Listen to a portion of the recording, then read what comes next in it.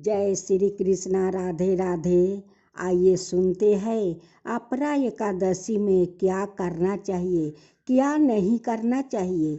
आज हम सब पहले ये सुनते हैं, उसके साथ ही अपरा एकादशी के कथा सुनेंगे।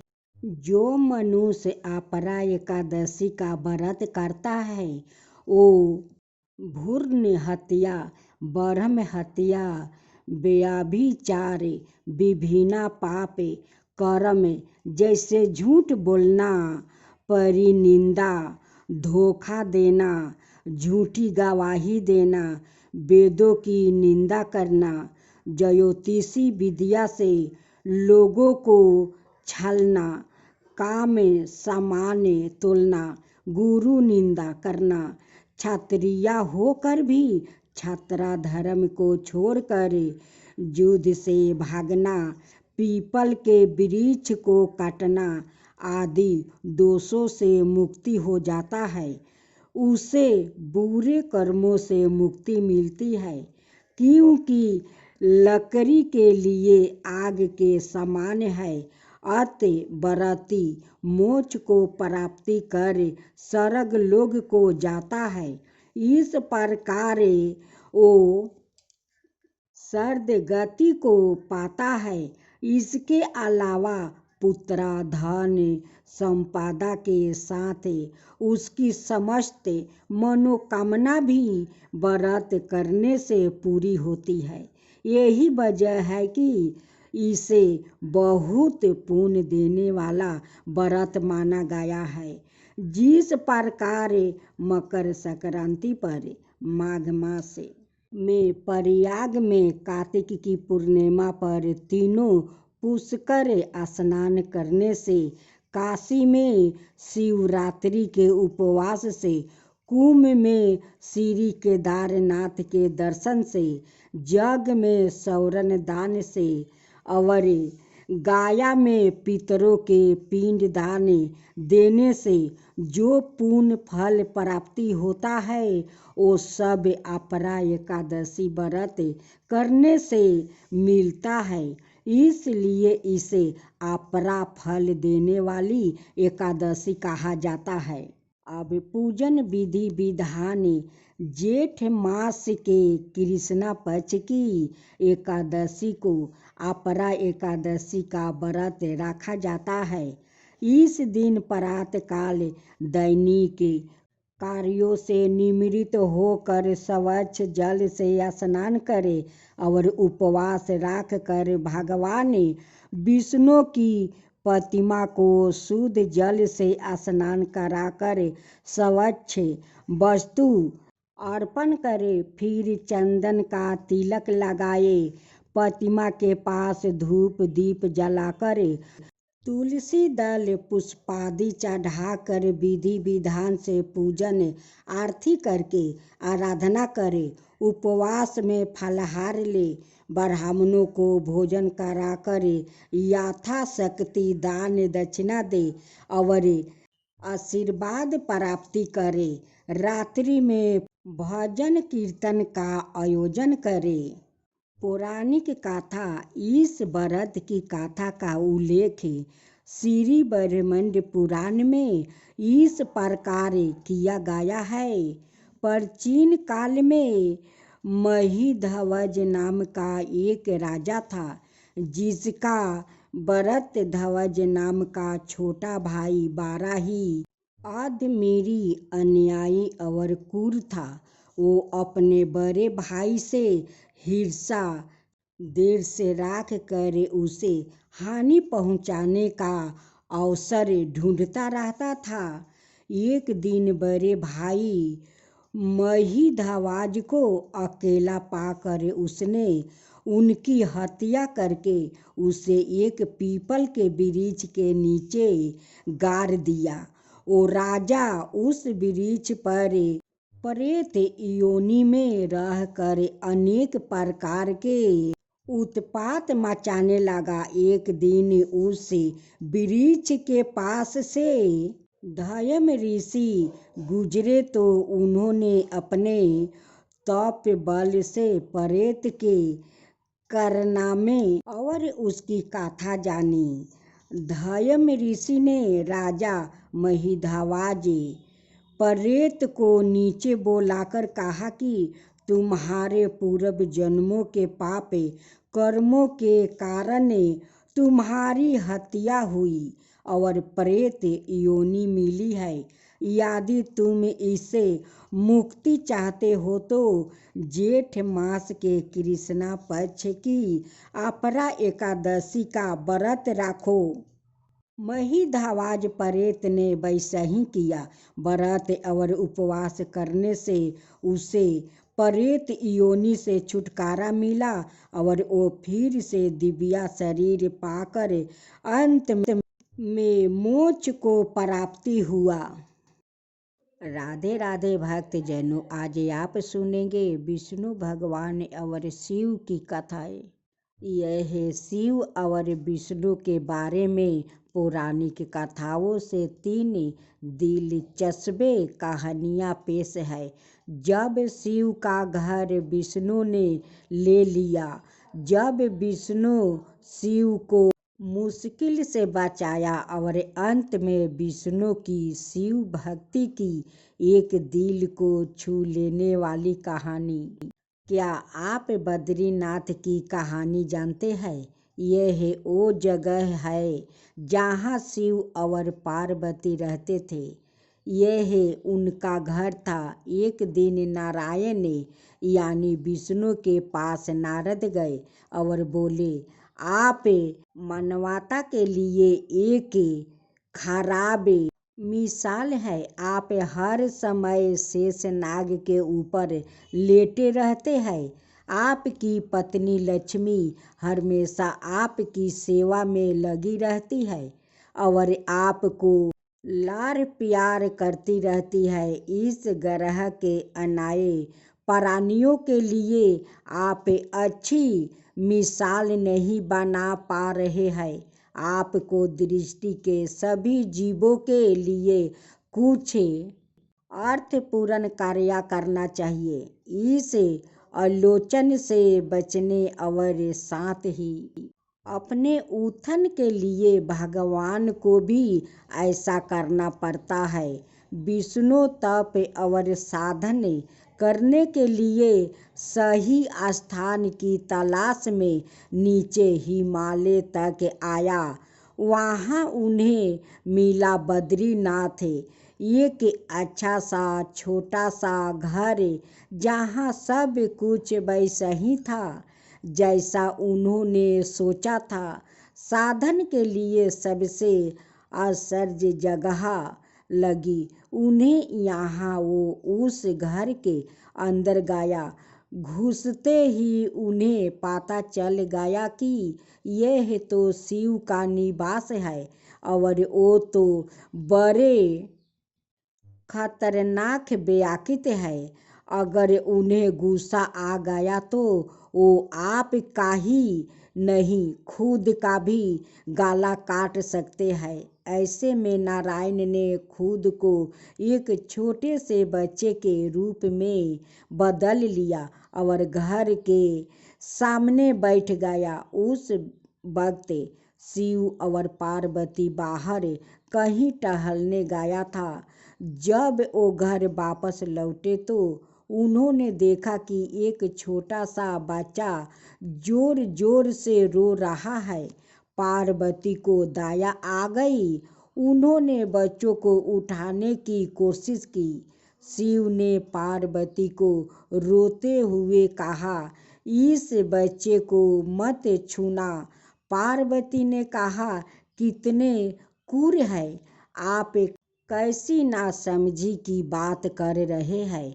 मैं तो इस बच्चों को उठाने जा रही हूँ, देखिए तो कैसे रो रहा है। शिव बोले, जो तुम देख रही हो उस पर भरोसा मत करो। मैं कह रहा हूँ ना, इस बच्चों को मत उठाओ। बच्चे के लिए पार्वती की स्त्री सुलभ मनोभावना ने उन्हें शिव की बातों को नहीं मानने दिया। उन्होंने कहा, आप कुछ भी कहे, मुझे कोई फर्क नहीं पड़ता। मेरे अंदर की माँ बच्चों को इस तरह रोते नहीं देख सकती। मैं तो इस बच्चों को जरूर उठाऊंगी। और यह कह कर उन्होंने बच्चों को उठाकर अपनी गोद में ले लिया। बच्चा पार्वती के गोद में आराम से था और शिव की तरफ बहुत ही गुस्सा होकर देख रहा था। शिव इसका नतीजा जानते थे, लेकिन करे तो क्या करे। इसलिए उन्होंने कहा, ठीक है, चलो देखते हैं क्या होता है। पार्वती ने बच्चों को खिला पिला कर चुप किया और वही घर पर छोड़कर खुद शिव के साथ गर्म पानी से स्नान के लिए बाहर चली गई। वहाँ पर गर्म पानी के कुंड है। उसी कुंड पर स्नान के लिए शिव पार्वती चले गए। लौट कर आए तो देखा कि घर अंदर से बंद था। शिव तो जानते ही थे कि अब खेल शुरू हो गया है। पार्वती हैरान थी कि आखिर दरवाज़ा किसने बंद किया। शिव बोले, मैंने कहा था ना, इस बच्चे को मत उठाना। तुम बच्चों को घर के अंदर लाई और अब उसने अंदर से दरवाज़ा बंद कर लिया है। पार्वती ने कहा, अब हम क्या करें। शिव के पास दो विकल्प थे। एक जो भी उनके सामने है उसे जलाकर भस्म कर दे और दूसरा वो वहाँ से चले जाए और कोई और रास्ता ढूंढ ले। उन्होंने कहा, चलो कहीं और चलते हैं, क्योंकि यह तो तुम्हारा प्यारा बच्चा है, इसलिए मैं इसे छू भी नहीं सकता। मैं अब कुछ नहीं कर सकता। चलो कहीं और चलते हैं। इस तरह शिव और पार्वती को अवैध तरीके से वहाँ से निष्कासित कर दिया गया। वो दूसरी जगह तलाश करने के लिए पैदल ही निकल पड़े। दरअसल बद्रीनाथ और केदारनाथ के बीच एक छोटी सी दूसरी चोटी के बीच सिर्फ 10 किलोमीटर की दूरी है। आखिर मैं वहाँ केदार में बस गया।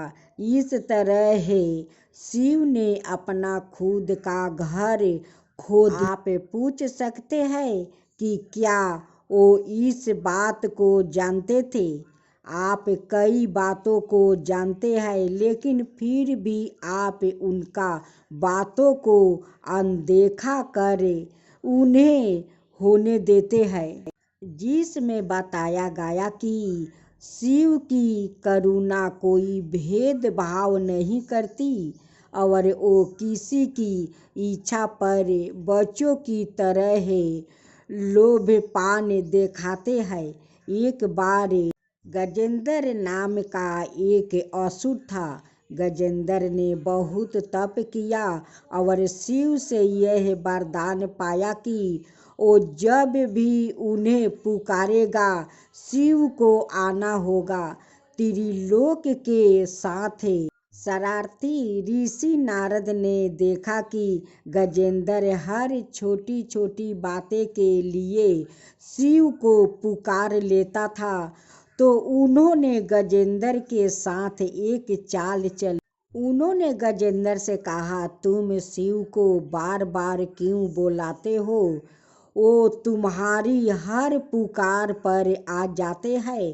क्यों नहीं तुम उनसे कहते कि वो तुम्हारे अंदर आ जाए और वो ही रहे, जिससे वो हमेशा तुम्हारे अंदर होंगे।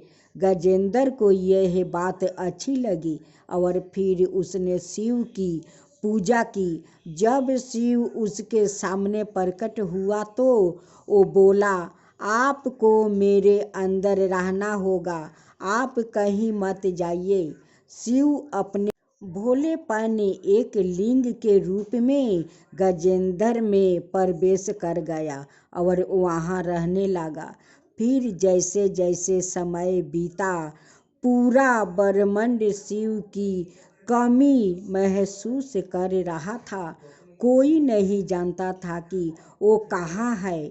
सभी देव और गण शिव खोजने लगे। काफी खोजने के बाद जब कोई यह पता नहीं लग पाया कि वो कहाँ है, तो वो हल ढूंढने के लिए विष्णु के पास गया। विष्णु ने स्थिति देखी और कहा, वो गजेंद्र के अंदर है।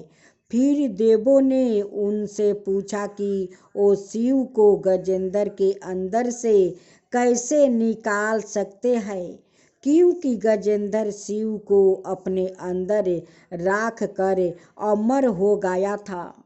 हमेशा की तरह विष्णु सही चाल लेकर आया। देवगण शिव भक्त का रूप धारण कर गजेंद्र के राज्य में आया और बहुत भक्त के साथ शिव का स्तुति गान करने लगे। शिव का महान भक्त होने के कारण गजेंद्र ने इन लोगों को अपने दरबार में आकर गाने और नाचने का न्योता दिया। शिव भक्तों के भेष में देवों का यह दल आया और बहुत भावनाओं के साथ बहुत भक्तिपूर्ण वो शिव के लिए भक्ति गीत गाने और नाचने लगे। शिव जो गजेंद्र के अंदर बैठे हुए थे, वो खुद को रोक नहीं सकते थे।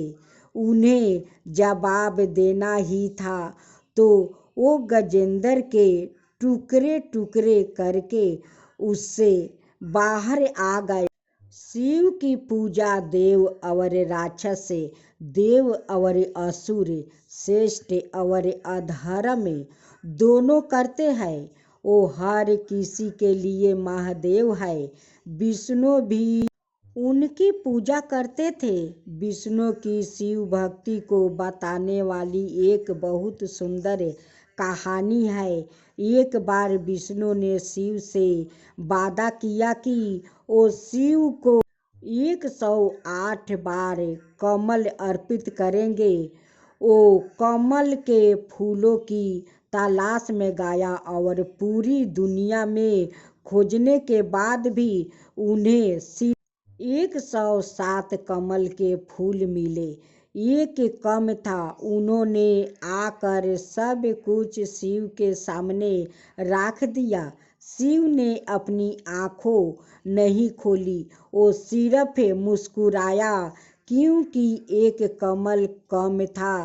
फिर विष्णु ने कहा, मुझे कमल नयन कहा जाता है, जिसका अर्थ है कमल के फूलों की तरह आँखों वाला भगवान। मेरी आँखें किसी कमल की तरह सुंदर है, तो मैं अपनी एक आँख अर्पित करता हूँ। और उन्होंने तुरंत अपनी दाहिनी आँख निकाल कर लिंग पर रख दिया।